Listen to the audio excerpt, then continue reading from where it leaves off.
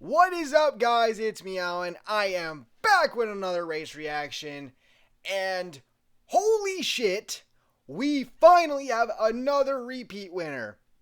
And guess who it is? It's the 48. It may not be Jimmie Johnson, but man, it feels good to see the 48 back in victory lane. So, before we get into this, drop a like, subscribe, make sure to use my code ANJJ for free shipping on orders of $20 or more at Circuit Diecast, and make sure to go through the link to Steve Vendor's random fantasy picks if you have Twitter, of course, when making your picks for next weekend at COTA.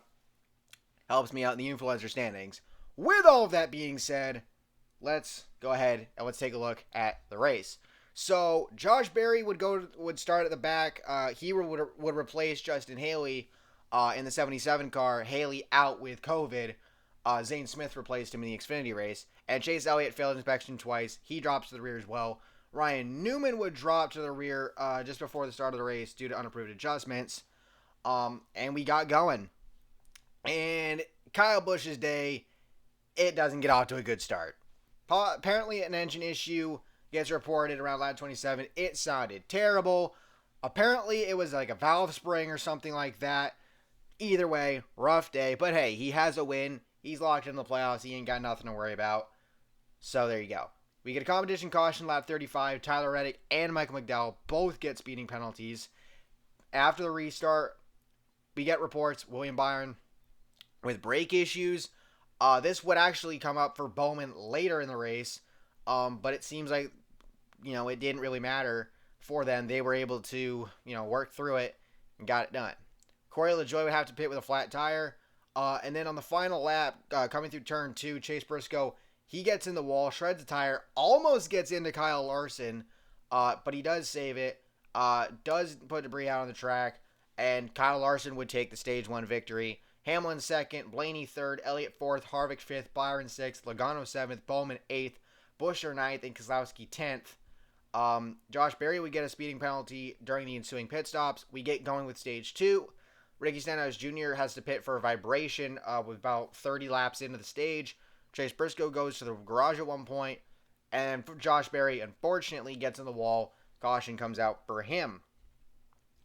Blaney would pit early under the caution to fix damage. He would restart at the back of the pack, or not back of the pack, but like back of the lead lap cars. Keselowski gets loose and up into Logano at one point. Excuse me. And runs Logano up in the track. Briscoe makes it back out with 50 laps down. And Kyle Larson takes the stage 2 victory with the rest of Team Hendrick finishing behind him. Elliott 2nd, Bowman 3rd, Byron 4th, and then Hamlin, Harvick, Kurt Busch, Brad Keselowski, Austin Dillon, Tyler Reddick. We get going with stage 3. Eric Almirola brings out the caution. He blows a tire, gets into the wall. There's a fire with the right front. Ricky Stenhouse Jr. gets a speeding penalty under the ensuing pit stops. Caution comes out for Anthony Alfredo a little bit later. He spins off of contact with Ricky Stenhouse Jr. and gets into the inside wall. Stenhouse himself almost wrecked himself as well because he got hit in the back by Brad Keselowski. Because he kind of came to like almost a dead, not necessarily a dead stop, but sort of kind of. So Stenhouse almost wrecked as well. Eric Jones almost hit Alfredo in addition to that. And several drivers would pit. Hendrick guys and some others would stay out. It was all 4 of the Hendrick guys. Bubba Wallace stayed out. Daniel Suarez stayed out. Tyler Reddick stayed out. And Kevin Harvick stayed out under that caution. Pretty much everybody else pitted. We get a caution with 75 to go for debris. Somebody dropped a brake hose. A few drivers would pit. Apparently BJ McLeod dropped out of the race at some point. I saw that on the ticker, but I didn't see anything about why. Late, and then through stage 3, whichever restart it was, Bowman got off pit road better than Larson did, and that was where it changed. Like, Larson stayed up near the front. He tried to run Bowman down, even with the cautions that happened, but Bowman just ran better. Even though at one point there was a report of brake issues, he still ran better. And in the end,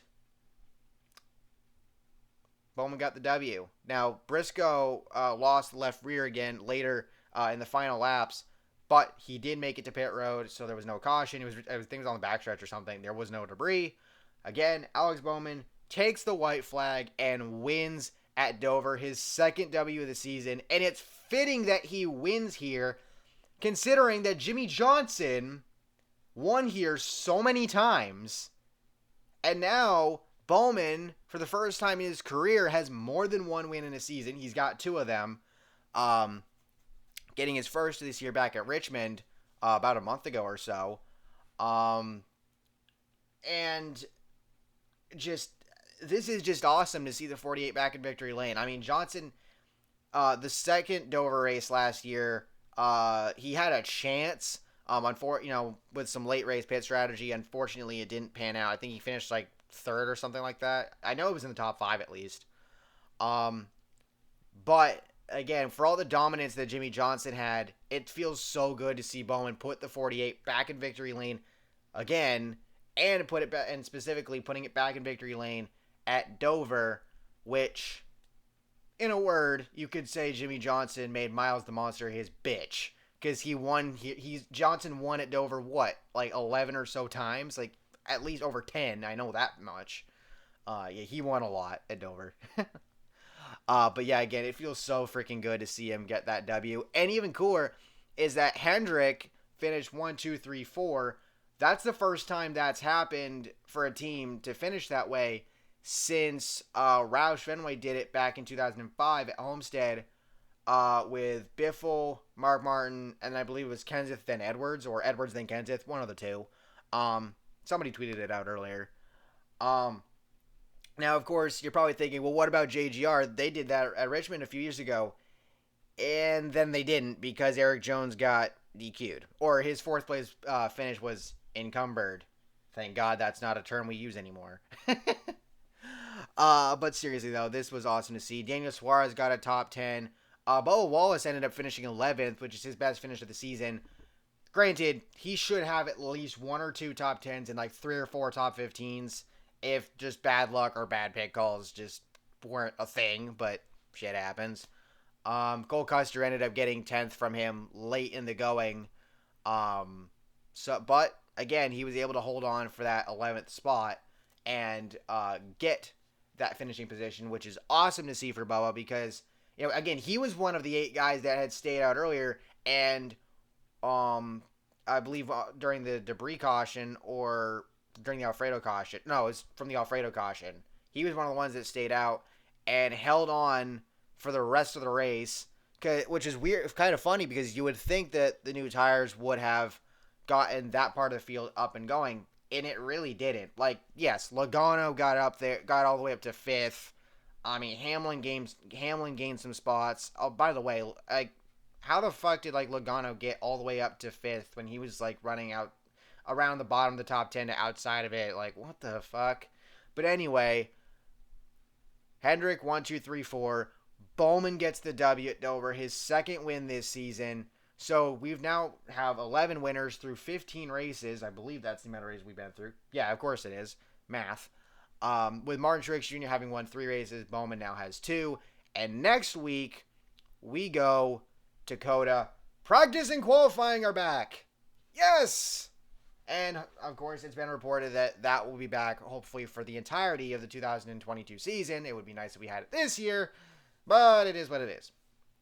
Again, next week's going to be an absolute wild card because I honestly don't know who's going to win that race. I mean, Chase Elliott should be the favorite because it's a road course, but we haven't seen these guys race here, so yeah, this is going to be interesting, to say the least. Now, next, I will put it out there right now.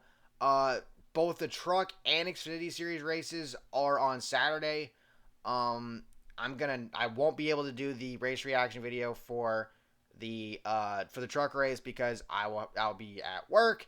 I should be able to do the Xfinity Series race review because that gets going probably shortly after I get home.